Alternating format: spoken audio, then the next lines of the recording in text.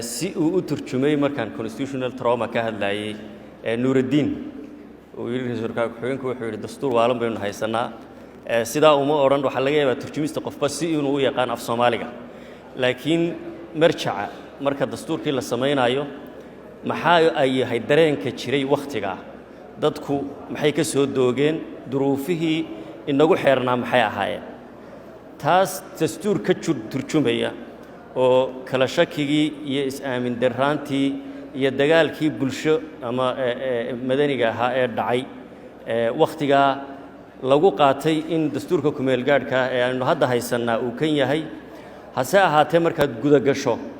goldololooyin badan oo sharci uu leeyahay oo aan kala qeexahayn awoodii ka soo qaad baarlamaan laba heer ah aqalka sare iyo golaha shacabka jira nidaamka sharci dejinta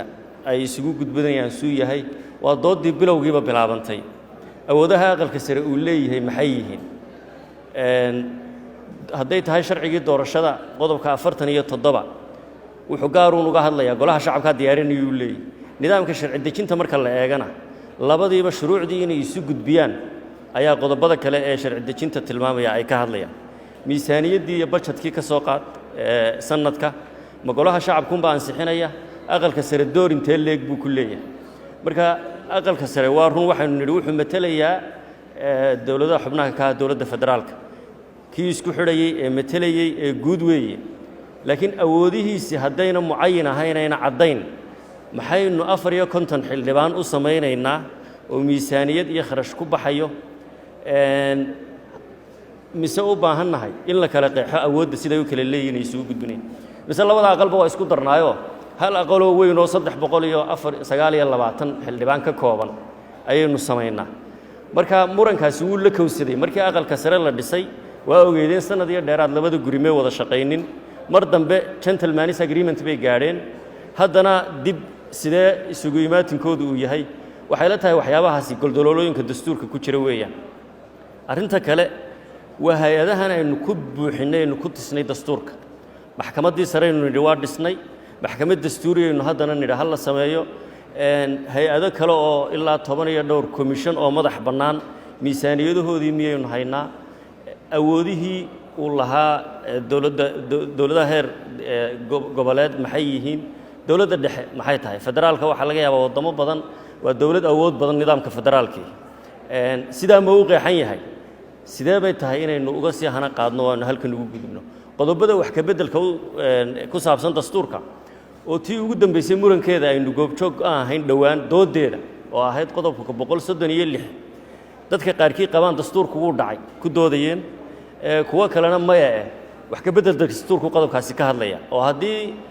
wax ka beddelkii dastuurku suurtoobi weydo baarlamaanka ku xiga ayaa ka shaqeynayo hawshii sii wadaaya waxa dhacay markaa practice yani habdhaqan markii su'aashaasi timid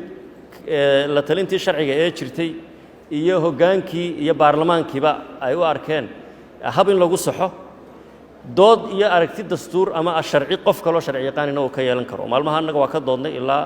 dhowr sharci yaqaan baanu isugu nimid arrintan taagan see looga gudbi karaa marka meeshii dastuurka aad taabatidba waxa ka taagan su'aalo u baahan in la xoojiyo oo laga gudbo marka dastuur waa haysanaa waa ku meel gaadh laakiin toostoosin badan iyo qodobo badan oo aasaasi oo ilaa 10 ah in la helo dastuur dhammaystiran sideedabana sharci ama dastuur ha noqdo ama shuruucda kale ee baarlamaanadu ay sameeyaan ha noqdaan waa wax aqli bila aadmi ka yimi oo dad ka yimid kitaabkeena quraanka ahaaba madaahib iyo sunnihii ay ka sii farcameen oo lagu kala aragti duwan yahay ikhtilaaful madaahib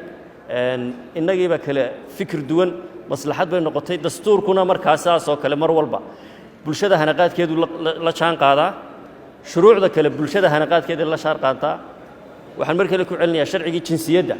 62kii Soomaaliya markii ay dhalatay waxa la yidhi qof kasta oo Soomaali ah waa muwaadin Soomaaliyeed oo ka isiran aabba Soomaaliyeed meeshu doonaba adduunka ha kaga dhashay maanta waad ogtihiin xaaladda aynu ku jirno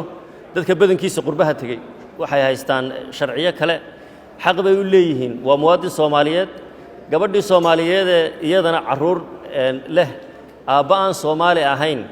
ay carruur isu dhaleen dalkii ku dhaqan waxay u leedahay xaq iyada iyo carruurteeduba inay jinsiyad helaan iyo ninkeeduba waxyaabahaasoo dhan lama jaan qaadayaan shuruucdii lixdankii iyo kadib aynu haysannay iyo dastuurka federaalka ah ee aynu maanta haysannaa sharciga jinsiyadda ay tahay inaynu ka heshiinno nooca muwaadinka Soomaaliyeed aynu rabno inaynu abuurnaa oo aan anigu qabo ka aynu qabiilka kaga baxayno iyo 4.5 aynu kaga baxayno inuu yahay dastuur lagu kalsoon yahay loo dhan yahay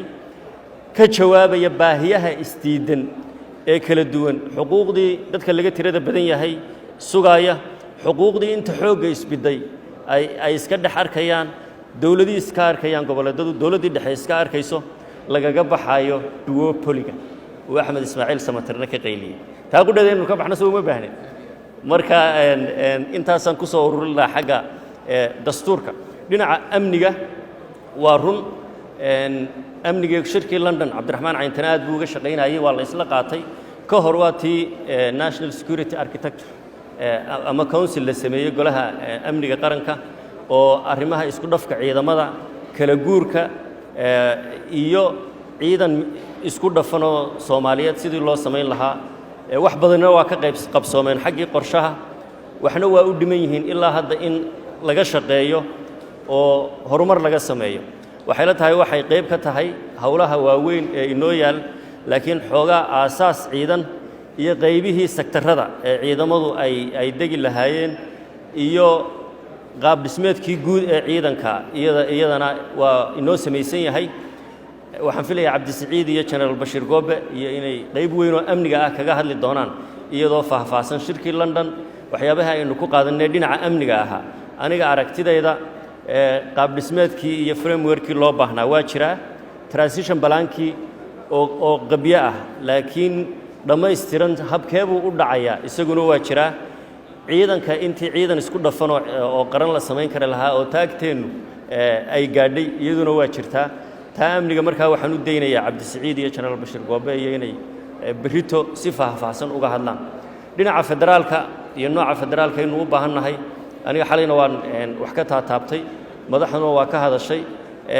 shirweynaha lagaga hadlayay qaabka federaalka ee Soomaaliya qorshuhu noogu jiray in la sameeyo shir gaar u ahun nidaamka federaalka ee Soomaaliya ay tahay inay qaadato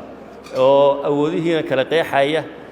federaalkuna sida aniga aragtidayda tahay dunidana looga dhaqmo waxa weeye in adeega loo dhaweeyo dawladda heer federaal ee dawlad goboleed dawladdaasina ay u sii dhaweyso adeegii degmooyinka iyo gobolada ay ka kooban yahay dawlad goboleedkaas dawladda federaalka ka tirsan wixii guudna ay leedahay dawladda dhexe ee federaalku wadamada federaalka ku dhaqma badankooda marka laga reebo Switzerland nidaamka federaalka waa nidaam awood badan oo dawladda dhexe waxyaabo waaweyn oo masiiriya iyaduna ay leedahay arrimaha dibadda jinsiyadda iyo socdaalka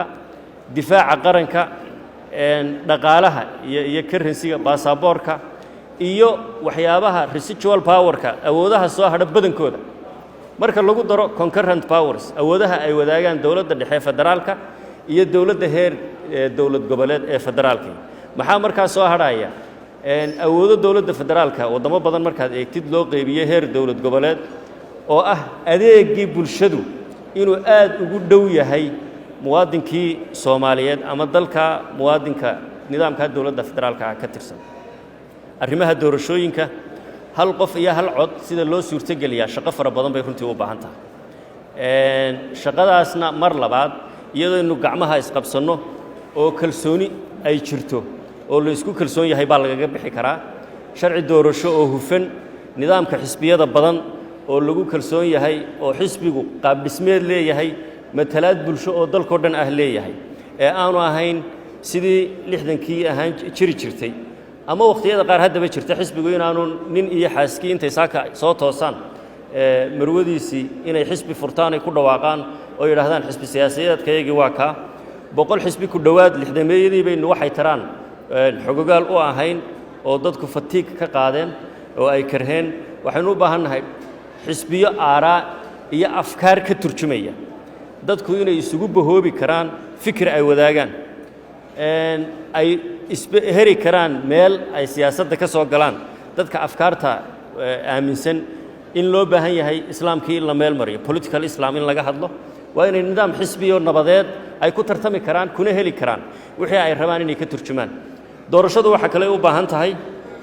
nooca doorasho ee dalku uu qaadanaya maadaama ay nahay dad isku sinjiya isku